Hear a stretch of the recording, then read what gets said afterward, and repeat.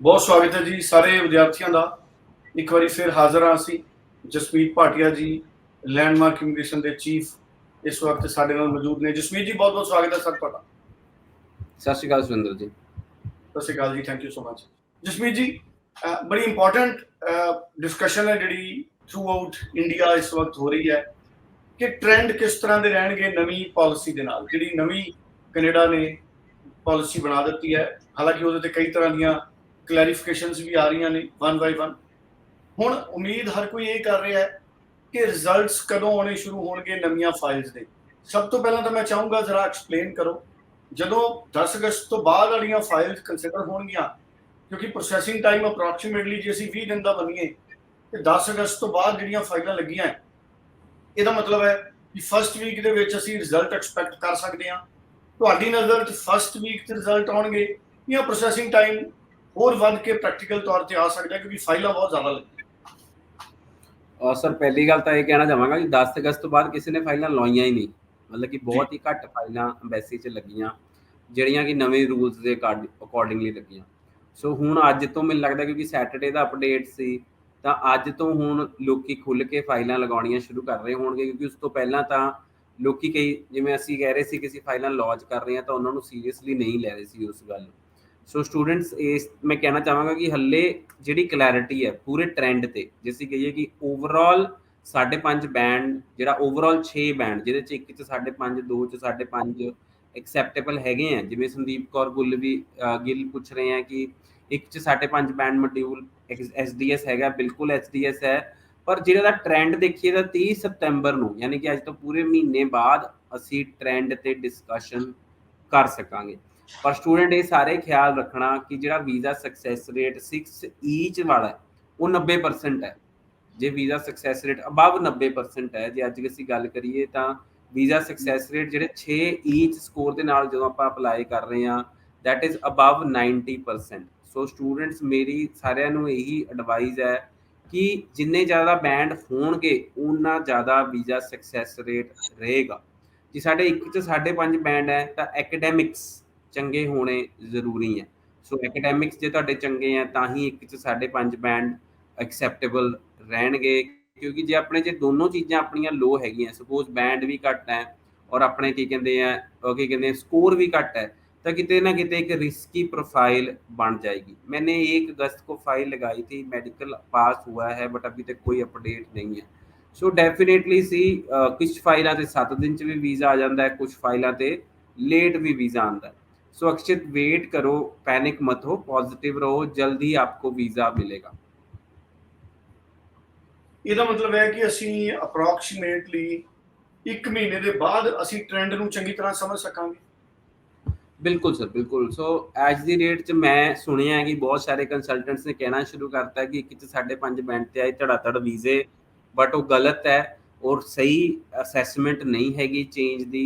इस टाइम ते कोई भी वीज़ाज इन्नी जल्दी प्रोसैस नहीं हो रहे। तुहाडे सामने ही है सर, 1 अगस्त की 7 बैंड वाली प्रोफाइल है जिते हाले तक रिजल्ट नहीं आया, पर आप किवें कह सकते हैं कि 1 च 5.5 बैंड वाली फाइलों ते रिजल्ट आना शुरू हो चुकिया होएगा।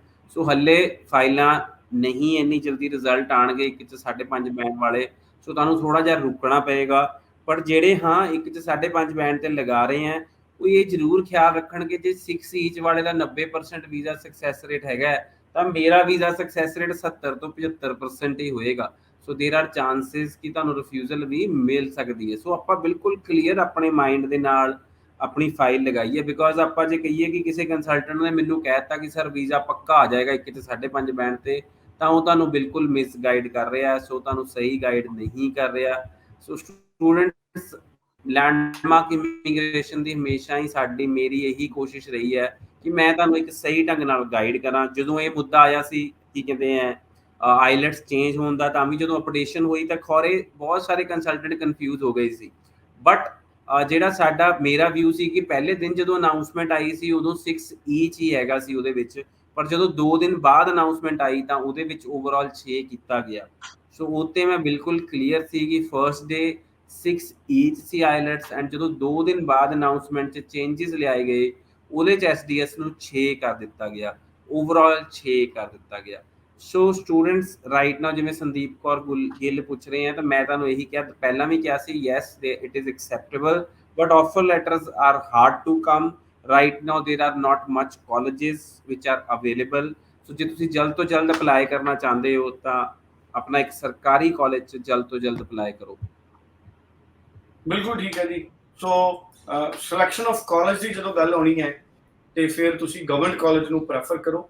ਸਰ ਜਿਵੇਂ ਹੁਣ ਬਹੁਤ ਸਾਰੇ ਸਰਕਾਰੀ ਕਾਲਜਸ ਦੇ ਵਿੱਚ ਤਾਂ ਅਸੈਪਟੇਬਲ ਹੀ ਨਹੀਂ 5.5, ਫਿਰ ਸਟੂਡੈਂਟ ਇਸ ਤਰ੍ਹਾਂ ਦੇ ਹਾਲਾਤਾਂ ਦੇ ਵਿੱਚ ਕੀ ਕਰੇ? ਸੋ ਦੇਖੋ ਜਿਹੜੇ ਜਿਹੜੇ ਕਾਲਜਸ 'ਚ ਨਹੀਂ ਐਕਸੈਪਟੇਬਲ ਹੈ 5.5, ਦੇਖੋ ਉਹਦੇ ਵਿੱਚ ਅਸੀਂ ਅਪਲਾਈ ਕਰ ਹੀ ਨਹੀਂ ਸਕਦੇ। ਕੁਝ ਕਾਲਜਸ ਸਰ 6 ਈਚ ਦੇ ਨਾਲ ਵੀ ਨਹੀਂ ਅਪਲਾਈ ਕਰ ਸਕਦੇ, ਕੁਝ ਕਾਲਜਸ ਦੀ ਬੈਂਡ ਰਿਕੁਆਇਰਮੈਂਟ ਉਸ ਤੋਂ ਉੱਤੇ ਹੈ। So that is colleges the decision ਹੈ ਕਿ ਅਸੀਂ ਕਿਹੜੇ ਬੱਚੇ ਨੂੰ ਲੈਣਾ ਹੈ, ਕਿਹੜੇ ਬੱਚੇ ਨੂੰ ਨਹੀਂ ਲੈਣਾ ਹੈ।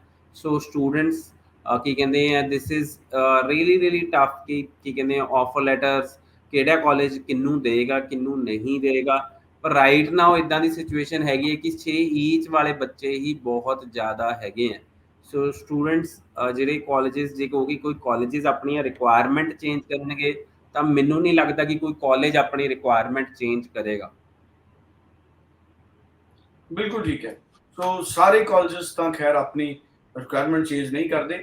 ਸੋ ਇੱਕ ਡਿਸਕਸ਼ਨ 'ਚੋਂ ਇੱਕ ਪੁਆਇੰਟ ਹੋਰ ਨਿਕਲ ਕੇ ਬਾਹਰ ਆਇਆ ਜਸਮੀਤ ਜੀ, ਜਿਹੜੇ 6 ਈਚ ਵਾਲੇ ਸਟੂਡੈਂਟਸ ਨੇ ਉਹਨਾਂ ਦਾ ਸਕਸੈਸ ਰੇਟ ਜ਼ਿਆਦਾ ਹੋਏਗਾ। ਇਹਦਾ ਮਤਲਬ ਹੈ ਕਿ ਜਿਹੜੇ ਸਾਡੇ ਸਟੂਡੈਂਟ 6 ਓਵਰਆਲ ਨੇ ਜਾਂ 5.5 ਵਾਲੇ ਨੇ, ਅਗਰ ਉਹ ਐਫਰਟ ਕਰਕੇ 6 ਈਚ ਲੈ ਲੈਣ ਤੇ ਉਹਨਾਂ ਦਾ ਵੀਜ਼ਾ ਸਕਸੈਸ ਰੇਟ ਹਾਈ ਹੋ ਸਕਦਾ ਹੈ। ਪਰ ਮੈਂ ਇੱਕ ਚੀਜ਼ ਹੋਰ ਦੇਖ ਰਿਹਾ, 5.5 ਇੱਕ ਚੋਂ 2 ਚੋਂ 5.5 ਨਾਲ ਸਾਡੇ ਬੱਚੇ ਆਸਟ੍ਰੇਲੀਆ ਨੂੰ ਬਹੁਤ ਫਾਇਦਾ ਲਾਉਂਦੇ ਸੀ। ਹੁਣ ਮੈਨੂੰ ਇਹ ਲੱਗਦਾ ਕਿ ਉਹ ਬੱਚੇ ਆਸਟ੍ਰੇਲੀਆ ਤੋਂ ਕੈਨੇਡਾ ਵੱਲ ਨੂੰ ਕਨਵਰਟ ਹੋ ਰਹੇ ਨੇ। ਕੀ ਇਹ ਉਹਨਾਂ ਬੱਚਿਆਂ ਲਈ ਠੀਕ ਹੈ?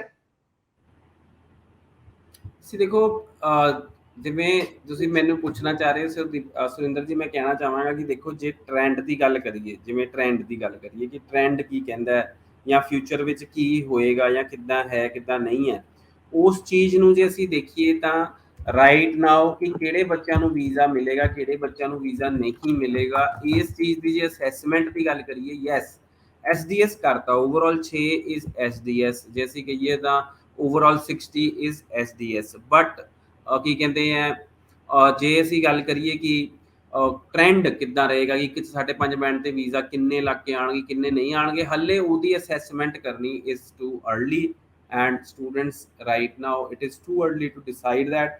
ਬਟ ਤੁਸੀਂ ਆਪਣੀ ਇੱਕ ਸਰਕਾਰੀ ਕਾਲਜ ਦੀ ਆਫਰ ਲੈਟਰ ਜ਼ਰੂਰ ਅਪਲਾਈ ਕਰੋ ਐਂਡ ਜੇ ਤੁਸੀਂ ਇੱਕ ਚਾਂਸ ਲੈਣਾ ਚਾਹੁੰਦੇ ਹੋ ਤਾਂ ਜ਼ਰੂਰ ਤੁਸੀਂ ਕੈਨੇਡਾ 'ਚ ਅਪਲਾਈ ਕਰ ਸਕਦੇ ਹੋ। ਸੋ ਇਦਾਂ ਹੋ ਜਾਂਦਾ, ਮੈਂ ਸਟੂਡੈਂਟਸ ਜਿਹੜੇ ਬੈਠੇ ਮੇਰੇ ਨਾਲ ਕਾਫੀ ਜ਼ਿਆਦਾ ਡਿਸਕਸ਼ਨਸ ਹੁੰਦੀਆਂ ਤਾਂ ਮੈਂ ਸਟੂਡੈਂਟਸ ਨੂੰ ਕਹਿੰਦਾ ਕਿ ਜਦੋਂ ਦੇਖੋ ਇੱਕ 'ਚ 5.5 ਬੈਂਡ ਤੇ ਜੇ ਵੀਜ਼ਾ ਨਹੀਂ ਆਉਂਦਾ ਤਾਂ ਅਸੀਂ ਉਹ ਬੱਚੇ ਨੂੰ ਕਹਿੰਦੇ ਕਿ ਤੁਸੀਂ ਇੱਕ ਬੈਂਡ ਆਪਣਾ ਇੰਪਰੂਵ ਕਰ ਲਓ, 6 ਈਚ ਦੇ ਨਾਲ ਲਾ ਲਓ। ਹੁਣ ਜੇ ਬੱਚੇ ਪਹਿਲਾਂ ਨਹੀਂ ਇੰਪਰੂਵ ਕਰਨਾ ਚਾਹੁੰਦੇ ਤਾਂ ਉਹ ਬਾਅਦ 'ਚ ਆਪਣਾ ਵੀਜ਼ਾ ਲਗਾ ਕੇ ਵੀ ਲਗਾ ਸਕਦੇ। ਬਿਲਕੁਲ ਠੀਕ ਹੈ ਜੀ, ਇਹ ਵੀ ਆਪਸ਼ਨ ਹੈ। ਤੇ ਦੇਖੋ ਸੰਦੀਪ ਕੌਰ ਗਿੱਲ ਇਹ ਗੱਲ ਪੁਰਾਣੀ ਹੋ ਗਈ, ਕਿਉਂਕਿ ਜੇ ਜੀਸੀ ਕੀ ਵਾਲੀ ਗੱਲ ਸੀ ਤਾਂ ਇੱਥੇ ਸੁਰਿੰਦਰ ਜੀ ਮੈਂ ਜ਼ਰੂਰ ਕਹਾਂਗਾ ਕਿ ਸੰਦੀਪ ਕੌਰ ਗਿੱਲ ਦਾ ਸਵਾਲ ਤੁਸੀਂ ਲਓ ਸਰ, ਇਹ ਕਹਿ ਰਹੇ ਹੈ ਕਿ ਜੀਸੀ ਕੀ ਤੇ ਅਪਡੇਟ ਨਹੀਂ ਹੋਇਆ। ਬਿਲਕੁਲ ਠੀਕ ਹੈ, ਪਰ ਜਸਮੀਤ ਜੀ ਤਾਂ ਕਾਫੀ ਦੇਰ ਦੇ ਫਾਈਲਸ ਲਗਾ ਰਹੇ ਨੇ। ਸੋ ਕਿਤੇ ਨਾ ਕਿਤੇ ਇਹ ਗੱਲ ਤਾਂ ਹੁਣ ਬੇਟਾ ਪਿੱਛੇ ਰਹਿ ਗਈ। ਹੁਣ ਫਾਈਲਸ ਲੌਂਚ ਹੋਣਗੀਆਂ ਔਰ ਫਾਈਲਸ ਲੌਂਚ ਹੋ ਰਹੀਆਂ ਨੇ ਔਰ ਜਸਮੀਤ ਜੀ ਫਾਈਲ ਲੌਂਚ ਕਰ ਰਹੇ ਨੇ। ਸਿਰਫ ਜੀਸੀ ਕੀ ਦੇ ਅਪਡੇਟ ਦੀ ਵੇਟ ਕਰਕੇ ਹੁਣ ਫਾਈਲ ਨੂੰ ਡਿਲੇ ਨਹੀਂ ਕਰਨਾ ਚਾਹੀਦਾ। ਸਮਝਣਾ ਇਹ ਜ਼ਰੂਰੀ ਹੈ ਸਰ, ਇੱਕ ਸਮਝਣਾ ਇੱਕ ਨਾ ਆਪਾਂ ਨੂੰ ਸਮਝਣ 'ਚ ਥੋੜੀ ਜਿਹੀ ਸਮਝਣਾ ਇਹ ਜ਼ਰੂਰੀ ਹੈ। ਜਦੋਂ IRCC ਨੇ ਅਪਡੇਟ ਕੀਤਾ ਸੀ ਤਾਂ ਉਹਨਾਂ ਨੇ ਇਹ ਨਹੀਂ ਕਿਤੇ ਲਿਖਿਆ ਸੀ ਕਿ ਅਸੀਂ GCQ ਪੋਰਟਲ ਅਪਡੇਟ ਕਰਾਂਗੇ ਜੀ। ਉਹਨਾਂ ਨੇ ਇਹ ਨਹੀਂ ਕਿਤੇ ਲਿਖਿਆ ਸੀ ਕਿ ਅਸੀਂ GCQ ਪੋਰਟਲ ਅਪਡੇਟ ਕਰਾਂਗੇ। ਉਹਨਾਂ ਨੇ ਕਿਹਾ ਸੀ ਕਿ SDS ਫਾਈਲਾਂ ਜਿਹੜੀਆਂ 10 ਅਗਸਤ ਤੋਂ ਪਹਿਲਾਂ ਲੌਂਚ ਹੋਈਆਂ ਉਹਨਾਂ ਲਈ IELTS 6 ਈਚ ਹੈ ਔਰ SDS ਫਾਈਲਾਂ ਜਿਹੜੀਆਂ 10 ਅਗਸਤ ਤੋਂ ਬਾਅਦ ਲੌਂਚ ਹੋਣਗੀਆਂ ਉਹਨਾਂ ਦਾ ਇਹ ਕ੍ਰਾਈਟੇਰੀਆ। ਬਿਲਕੁਲ ਠੀਕ ਹੈ। ਸੋ ਉਹਨਾਂ ਨੇ ਇਹ ਨਹੀਂ ਕਿਤੇ ਲਿਖਿਆ ਸੀ ਕਿ ਅਸੀਂ GCQ ਪੋਰਟਲ ਅਪਡੇਟ ਕਰਾਂਗੇ। ਬਿਲਕੁਲ ਠੀਕ ਹੈ, ਮੈਨੂੰ ਲੱਗਦਾ ਅਗਰ GCQ ਪੋਰਟਲ ਅਪਡੇਟ ਵੀ ਨਹੀਂ ਹੁੰਦੀ ਤਾਂ ਵੀ ਸਕਸੈਸਫੁਲੀ ਫਾਈਲਸ ਲੌਂਚ ਹੋ ਰਹੀਆਂ ਨੇ। ਔਰ ਹੁਣ ਅਸਲ 'ਚ ਜਦੋਂ ਹੁਣ ਰਿਜ਼ਲਟ ਲਗਭਗ 1 ਮਹੀਨਾ ਪੂਰਾ ਹੋਣ ਤੋਂ ਬਾਅਦ ਜਦੋਂ ਸਾਨੂੰ ਰਿਜ਼ਲਟ ਮਿਲਣੇ ਸ਼ੁਰੂ ਹੋ ਜਾਣਗੇ, ਮੈਨੂੰ ਲੱਗਦਾ ਜਸਮੀਤ ਜੀ ਫਾਈਨਲ ਪਿਕਚਰ ਫੇਰ ਕਲੀਅਰ ਹੋਣੀ ਹੈ ਕਿ ਪੁਰਾਣੀਆਂ ਫਾਈਲਸ ਜਿਹੜੀਆਂ ਡਾਇਰੈਕਟ ਲੱਗ ਰਹੀਆਂ ਨੇ ਉਹਨਾਂ ਨੂੰ ਕਿਸ ਤਰ੍ਹਾਂ ਟਰੀਟ ਕੀਤਾ ਕੈਨੇਡੀਅਨ ਹਾਈ ਕਮਿਸ਼ਨ ਨੇ और हो भी सकता है कि विद इन 1 मंथ या विद इन 2 मंथ्स वो रिव्यू करन या इस पॉलिसी ਨੂੰ ਹਜੇ ਉਹ ਇੱਕ ਟ੍ਰਾਇਲ ਦੇ ਤੌਰ ਤੇ ਕੰਸੀਡਰ ਕਰ ਰਹੇ ਹੋਣ। ਸੋ ਬਹੁਤ ਸਾਰੇ ਸਵਾਲ ਨੇ ਜਿਹੜੇ ਕੈਨੇਡੀਅਨ ਹਾਈ ਕਮਿਸ਼ਨ ਦੇ ਜਾਂ ਕੈਨੇਡੀਅਨ ਇਮੀਗ੍ਰੇਸ਼ਨ ਦੇ ਜ਼ਿਹਨ 'ਚ ਨੇ, ਉਹ ਹੋ ਸਕਦੇ ਨੇ। 23 ਨਵੰਬਰ ਨੂੰ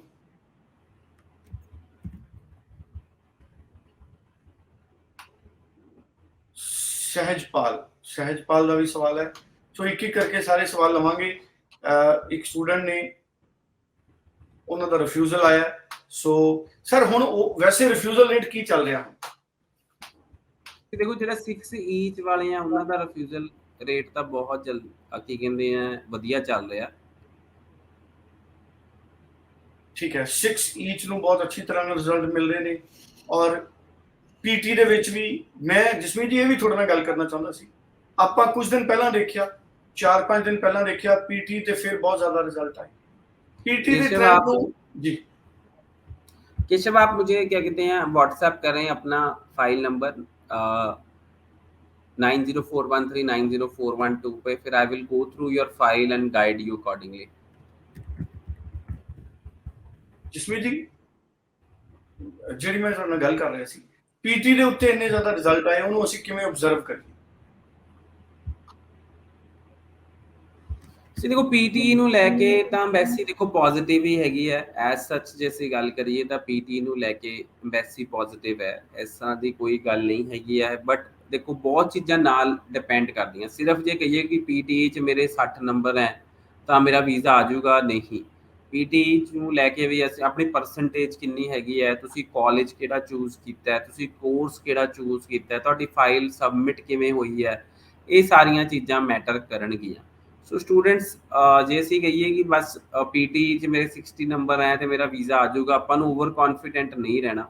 ਹੁਣ SDS 'ਚ ਵੀ ਫਾਈਲ ਜੇ ਅਸੀਂ ਗੱਲ ਕਰੀਏ, ਠੀਕ ਹੈ ਰੂਲਸ ਚੇਂਜ ਹੋਏ ਹੈ, ਬਟ ਸਾਨੂੰ ਆਪਣੀ ਫਾਈਲ ਇੱਕ ਚੰਗੇ ਕੰਸਲਟੈਂਟ ਦੇ ਥਰੂ ਪ੍ਰੋਸੈਸ ਕਰਨੀ ਪਏਗੀ ਔਰ ਸਾਨੂੰ ਆਪਣੀ ਫਾਈਲ 'ਚ ਕਾਫੀ ਸਾਰੀਆਂ ਚੀਜ਼ਾਂ ਦਾ ਧਿਆਨ ਰੱਖਣਾ ਪਏਗਾ। ਪਹਿਲਾਂ ਇਟ ਵਾਜ਼ ਰੀਅਲੀ ਈਜ਼ੀ, ਅਸੀਂ ਕਹੀਏ ਕਿ ਹੁਣ ਆਉਣ ਵਾਲੇ ਸਮੇਂ 'ਚ ਜੇ ਆਪਣੀ ਫਾਈਲ ਸਹੀ ਤਰੀਕੇ ਲੱਗੀ ਹੋਏਗੀ ਤਾਂ ਹੀ ਆਪਣਾ ਵੀਜ਼ਾ ਆ ਸਕੇਗਾ।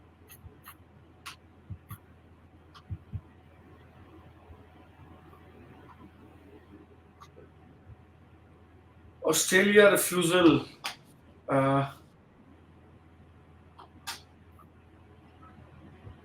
ਬਿਲਕੁਲ ਠੀਕ ਹੈ ਸਰ, ਇਹ ਵੀ ਤੁਹਾਡੀ ਗੱਲ ਠੀਕ ਹੈ, ਬਿਲਕੁਲ ਠੀਕ ਹੈ। ਜਸਮੀਤ ਜੀ ਹੁਣ ਮੈਂ ਇਹ ਵੀ ਚਾਹੂੰਗਾ ਕਿ ਸਾਡੇ ਸਟੂਡੈਂਟਸ ਨੇ, ਹਜੇ ਵੀ ਬਹੁਤ ਸਾਰੇ ਸਟੂਡੈਂਟਸ ਨੂੰ ਇਹ ਕਲੈਰਿਟੀ ਨਹੀਂ ਹੈ ਕਿ 5.5 ਦੇ ਨਾਲ ਜਾਂ 6 ਓਵਰਆਲ ਦੇ ਨਾਲ ਕਿਹੜੇ ਕਿਹੜੇ ਅੱਛੇ ਸਰਕਾਰੀ ਕਾਲਜ ਹੈ ਜਿੱਥੇ ਉਹ ਐਡਮਿਸ਼ਨ ਲੈ ਸਕਦੇ ਨੇ। ਮੈਂ ਚਾਹੂੰਗਾ ਇੱਕ ਵਾਰੀ ਜ਼ਰੂਰ ਫਿਰ ਨਾਮ ਤੁਸੀਂ ਡਿਸਕਸ ਕਰ ਦਿਓ ਸਟੂਡੈਂਟਸ ਨਾਲ। So देखो इस टाइम ਤੇ ਕਿਆਨੋ college is open with 2 modules 5.5 bands ਜਿਹੜਾ ਕਿ ਸਰਕਾਰੀ ਕਾਲਜ ਹੈ and 1 module 5.5 bands। Sioux college is open, Conestoga college is taking, Northern college is taking, Loyalist college is taking, Cambrian college is taking, University Canada West is taking with ESL। और ਇਸ ਤੋਂ ਬਾਅਦ LaSalle college is taking students with 5.5 bands। So ਕਾਫੀ ਸਾਰੇ colleges ਹੈਗੇ ਆ ਜਿਹੜੇ 5.5 band ਦੇ ਨਾਲ ਬੱਚੇ ਐਕਸੈਪਟ ਕਰ ਰਹੇ ਨੇ। ਬਿਲਕੁਲ ਜੀ, ਸੋ ਬਹੁਤ ਸਾਰੇ ਕਾਲਜਸ ਔਰ universities Jasmeet ji direct represent ਕਰਦੇ ਨੇ। ਜਸਮੀਤ ਜੀ ਯੂਨੀਵਰਸਿਟੀਜ਼ ਦਾ ਜਿਹੜਾ ਬਿਹੇਵੀਅਰ ਹੈ ਉਹ ਨਵੇਂ ਅਪਡੇਟਸ ਨੂੰ ਲੈ ਕੇ ਕਿਸ ਤਰ੍ਹਾਂ? ਸੀ ਦੇਖੋ ਜਦੋਂ SDS ਵੀ ਸੀ ਜਾਂ ਜਦੋਂ SPP ਵੀ ਸੀ ਲੱਲਾ ਜੀ, ਉਦੋਂ ਵੀ ਯੂਨੀਵਰਸਿਟੀਜ਼ ਦੀ ਰਿਕੁਆਇਰਮੈਂਟ 6.5 ਨੋ ਬੈਂਡ ਲੈਸ ਦੈਨ 6 ਸੀ। ਸੋ ਯੂਨੀਵਰਸਿਟੀਜ਼ ਦੀ ਰਿਕੁਆਇਰਮੈਂਟ ਤਾਂ ਸੇਮ ਹੀ ਰਹੇਗੀ, ਉਹ ਕਦੀ ਵੀ ਚੇਂਜ ਨਹੀਂ ਹੋਏਗੀ। ਬਿਕੋਜ਼ ਪਤਾ ਕੀ ਹੈ ਕਿ ਸਟੂਡੈਂਟ ਯੂਨੀਵਰਸਿਟੀਜ਼ 'ਚ ਜਾ ਕੇ ਕੀ ਕਹਿੰਦੇ ਆ ਪੜ੍ਹ ਨਹੀਂ ਪਾਉਣਗੇ ਜੇ ਉਹਨਾਂ ਦੇ ਅੱਛੇ ਬੈਂਡ ਸਕੋਰ ਨਹੀਂ ਹੋਣਗੇ। ਸੋ ਮੇਰੀ ਸਟੂਡੈਂਟਸ ਲਈ ਜਿਹੜੇ ਅਸੀਂ ਗੱਲ ਕਰੀਏ ਤਾਂ ਸੇਮ ਹੀ ਰਹੇਗਾ, ਟ੍ਰੈਂਡ ਬਿਲਕੁਲ ਸੇਮ ਰਹੇਗਾ।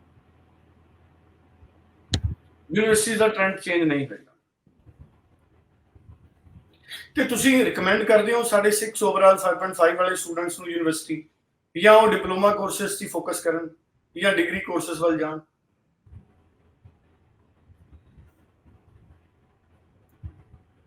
ਦੇਖੋ ਜੇ ਤਾਂ ਤੁਸੀਂ ਇੱਕ ਚੰਗਾ ਕਰੀਅਰ ਬਣਾਉਣਾ ਚਾਹੁੰਦੇ ਹੋ ਕੈਨੇਡਾ ਦੇ ਵਿੱਚ ਜਾ ਕੇ, ਤਾਂ ਹੁਣ ਫਿਊਚਰ ਦੀ ਡਿਮਾਂਡ ਹੈ ਕਿ ਸਾਡੇ ਕੋਲ ਕੁਛ ਨਾ ਕੁਛ ਐਕਸਟਰਾ ਹੋਵੇ।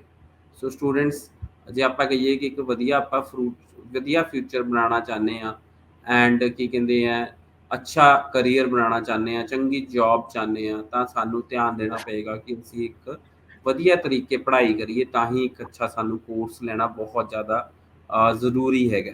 ਸੋ ਸਾਹਿਲ, ਦੇਖੋ ਤੁਹਾਡੀ ਫਲਾਈਟ 15 ਨੂੰ ਹੈ, ਤੁਹਾਨੂੰ ਕੋਈ ਪ੍ਰੋਬਲਮ ਨਹੀਂ ਆਏਗੀ, ਤੁਹਾਡਾ ਵੀਜ਼ਾ ਐਕਟਿਵ ਰਹੇਗਾ, ਤੁਸੀਂ ਟਰੈਵਲ ਕਰ ਸਕਦੇ ਹੋ। But to be on the safer side, ਜੇ ਤੁਹਾਡੇ ਮਨ 'ਚ ਡਾਊਟ ਹੈ ਤਾਂ ਕੀ ਕਹਿੰਦੇ ਆ ਤੁਸੀਂ ਮੈਨੂੰ ਕੀ ਕਹਿੰਦੇ ਆ ਤੁਸੀਂ मेडिकल करा सकते हो। सो अगर ऑस्ट्रेलिया रिफ्यूजल आई हो तो हम दोबारा ऑस्ट्रेलिया अप्लाई कर सकते हैं। नहीं संदीप, ऑस्ट्रेलिया रीफाइलिंग नहीं हो सकती। Sir now I told you to WhatsApp me Keshav and Sandeep ਕਹਿੰਦੇ ਆ ਕਿ ਮੇਰੇ ਓਵਰਆਲ 6.5 ਨੇ 2 years experience HRM TG diploma ਦਾ ਕੋਰਸ ਮਿਲਿਆ ਹੈ। ਸੋ ਦੇਖੋ ਸਾਹਿਬ ਜੀ, ਤੇ ਇਹੀ ਚੀਜ਼ ਅਸੀਂ ਇਸ ਸ਼ੋਅ ਦੇ ਅੰਦਰ ਸਾਰੇ ਡਿਸਾਈਡ ਕੀਤੀ ਕਿ ਇੱਕ 'ਚ 5.5 ਬੈਂਡ ਦਾ ਕੀ ਟ੍ਰੈਂਡ ਰਹੇਗਾ, ਇੱਕ 'ਚ 5.5 ਬੈਂਡ ਦਾ ਕੀ ਫਿਊਚਰ ਰਹੇਗਾ। ਸੋ ਇਹ ਚੀਜ਼ ਆਪਾਂ ਸਾਰੇ ਲਾਈਵ ਤੇ ਹੀ ਸ਼ੋਅ ਕੀਤੀ and this is not the right time ਕਿ ਕੀ ਫਿਊਚਰ ਰਹੇਗਾ ਜਾਂ ਕੀ ਟ੍ਰੈਂਡ ਰਹੇਗਾ ਐਂਡ ਵੀਜ਼ਾ ਚਾਂਸਸ ਕਿੱਦੇ ਰਹਿਣਗੇ। So yes, your file will be ਲੌਜਡ under SDS, ਔਰ SDS ਦਾ ਜਿਹੜਾ ਵੀਜ਼ਾ ਸਕਸੈਸ ਰੇਟ ਹੈ ਹੁਣ ਤੱਕ 90% ਚੱਲ ਰਿਹਾ ਹੈ। ਬਟ ਫਿਊਚਰ 'ਚ ਕਿੱਦਾਂ ਦਾ ਰਹੇਗਾ ਇਹਦੇ ਬਾਰੇ ਹਲੇ ਦੇਖਣਾ ਜਾਂ ਚਾਂਸਸ ਦੇਖਣੇ ਬਹੁਤ ਹੀ ਜ਼ਿਆਦਾ ਥੋੜਾ ਸਮਾਂ ਲੱਗੇਗਾ ਇਸ ਚੀਜ਼ ਨੂੰ। बिल्कुल जी, तो थोड़ा टाइम लगेगा। So result proper on.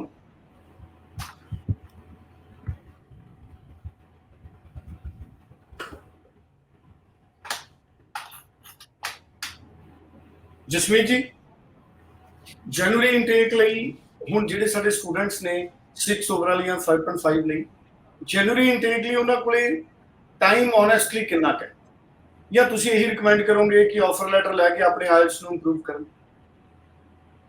ਦੇਖੋ ਜਨਵਰੀ ਇਨਟੇਕ ਦਾ ਦੇਖੋ ਆਲਮੋਸਟ ਦੇਖੋ ਅਸੀਂ ਕਹੀਏ ਤਾਂ ਹੁਣ ਅਗਲੇ 15-20 ਦਿਨ ਹੀ ਆਫਰ ਲੈਟਰਸ ਮਿਲ ਪਾਣਗੇ। January intake is almost closed right now, so students this is right now ਜੇ ਅਸੀਂ ਗੱਲ ਕਰੀਏ ਤਾਂ ਜਨਵਰੀ ਇਨਟੇਕ 'ਚ ਬਹੁਤ ਹੀ ਘੱਟ ਸਮਾਂ ਜਿਹਨੂੰ ਅਸੀਂ ਗੱਲ ਕਰਿਆ ਬਚਿਆ ਹੈਗਾ, ਤਾਂ ਜਲਦ ਤੋਂ ਜਲਦ ਤੁਸੀਂ ਜਨਵਰੀ ਇਨਟੇਕ ਲਈ ਆਪਣੀ ਆਫਰ ਲੈਟਰ ਅਪਲਾਈ ਕਰ ਸਕਦੇ ਹੋ। बिल्कुल ठीक है। सो टाइम जनवरी इनटेक ਲਈ ਵੀ ਸਟੂਡੈਂਟਸ ਕੋਲੇ ਬਹੁਤ ਜ਼ਿਆਦਾ ਘੱਟ ਹੈ, ਔਰ ਜਲਦ ਤੋਂ ਜਲਦ ਅਗਰ ਤੁਸੀਂ ਫਾਈਲ ਅਪਲਾਈ ਕਰੋ ਤੇ ਬੈਟਰ ਹੈ। ਇਸ ਕਰਕੇ ਬੜਾ ਜ਼ਰੂਰੀ ਹੈ ਕਿ ਬਹੁਤ ਸੋਚ ਸਮਝ ਕੇ ਸਟੂਡੈਂਟ ਡਿਸੀਜਨ ਲੈਣ, ਔਰ ਖਾਸ ਤੌਰ ਤੇ ਜਿਨ੍ਹਾਂ ਦੇ ਓਵਰਆਲ 6 ਹੈ 5.5 ਹੈ, ਇਹ ਸਾਰੇ ਸਟੂਡੈਂਟਸ। ਜਸਮੀਤ ਜੀ, ਹੁਣ ਜਦੋਂ ਸਟੂਡੈਂਟ ਐਡਮਿਸ਼ਨ ਵੀ ਲੈਣੀ ਹੈ ਜਿਹਨੇ 5.5 ਜਾਂ ਓਵਰਆਲ 6 ਵਾਲੇ ਨੇ, ਸਟੂਡੈਂਟ ਕੀ ਪ੍ਰਾਇੋਰਟੀ ਆਪਣੀ ਰੱਖੇ? ਕਾਲਜ ਦੀ ਪ੍ਰਾਇੋਰਟੀ ਰੱਖੇ ਜਾਂ ਪ੍ਰੋਵਿੰਸ ਦੀ ਪ੍ਰਾਇੋਰਟੀ ਰੱਖੇ? ਦੇਖੋ ਮੈਂ ਪਹਿਲਾਂ ਵੀ ਕਹਿ ਚੁੱਕਿਆ ਔਰ ਅੱਜ ਫੇਰ ਕਹਾਂਗਾ ਕਿ ਕਾਲਜ ਕੋਰਸ ਪ੍ਰੋਵਿੰਸ ਨਾਲੋਂ ਆਪਣੀ ਕੀ ਕਹਿੰਦੇ ਆ ਬੈਟਰ ਇਜ਼ ਸਭ ਤੋਂ ਇੰਪੋਰਟੈਂਟ ਇਜ਼ ਕੋਰਸ, ਕਿਉਂਕਿ ਫਿਊਚਰ ਵਿੱਚ ਜਿਹੜੀ PR ਮਿਲਣੀ ਹੈ ਉਹ ਸਕਿੱਲ ਬੇਸ ਤੇ ਮਿਲਣੀ ਹੈ। ਕਿ ਤੁਸੀਂ IT ਦਾ ਕੋਰਸ ਕੀਤਾ ਸੀ ਤਾਂ ਅਸੀਂ IT ਦੇ ਅੰਦਰ ਆਪਣੀ ਫਾਈਲ ਲਗਾ ਸਕਦੇ ਹਾਂ, ਤੁਸੀਂ ਸਕਿੱਲ ਟ੍ਰੇਡਸ ਇੰਜੀਨੀਅਰਿੰਗ ਦੇ ਕੋਰਸਿਸ ਕੀਤੇ ਸੀ ਤਾਂ ਅਸੀਂ ਸਕਿੱਲ ਟ੍ਰੇਡਸ ਦੇ ਅੰਦਰ ਆਪਣੀ ਫਾਈਲ ਲਗਾ ਸਕਦੇ ਹਾਂ। ਤੁਸੀਂ ਜੇ ਕੀ ਕਹਿੰਦੇ ਆ ਕਹੋ ਕਿ ਅਸੀਂ ਹੈਲਥ ਦਾ ਕੋਰਸ ਕੀਤਾ ਸੀ ਤਾਂ ਹੈਲਥ ਦੇ ਅੰਦਰ ਆਪਾਂ ਫਾਈਲ ਲਗਾ ਸਕਦੇ ਹਾਂ। ਸੋ ਜੇ ਅਸੀਂ ਗੱਲ ਕਰੀਏ ਕਿ ਹੁਣ ਬੱਚੇ ਬਹੁਤ ਸਾਰੇ ਨਾ ਇਹ ਦੇਖ ਰਹੇ ਆ ਕਿ ਮੈਂ ਪ੍ਰੋਵਿੰਸ ਨਵਾਂ ਲੈ ਲਾਂ, ਉੱਥੇ PR ਈਜ਼ੀ ਹੋ ਜਾਏਗੀ। ਸੋ ਫਿਊਚਰ ਵਿੱਚ ਬੱਚਿਓ PR ਲੈਣ ਲਈ ਨਾ ਇੱਕੋ ਚੀਜ਼ ਮੈਟਰ ਕਰੇਗੀ, ਕੋਰਸ ਔਰ ਪੜ੍ਹਾਈ। ਜੇ ਪੜ੍ਹਾਈ ਔਰ ਕੋਰਸ ਚੰਗਾ ਹੋਏਗਾ ਫਿਰ ਆਪਾਂ ਨੂੰ ਜੌਬ ਚੰਗੀ ਮਿਲੇਗੀ, ਔਰ ਜੇ ਜੌਬ ਚੰਗੀ ਮਿਲੇਗੀ ਤਾਂ ਆਪਾਂ ਨੂੰ PR ਈਜ਼ੀਲੀ ਮਿਲੇਗੀ। ਸੋ ਇਹ ਸਾਰੀਆਂ ਚੀਜ਼ਾਂ ਤੇ ਸਾਨੂੰ ਥੋੜਾ ਜਿਹਾ ਧਿਆਨ ਦੇਣਾ ਪਏਗਾ।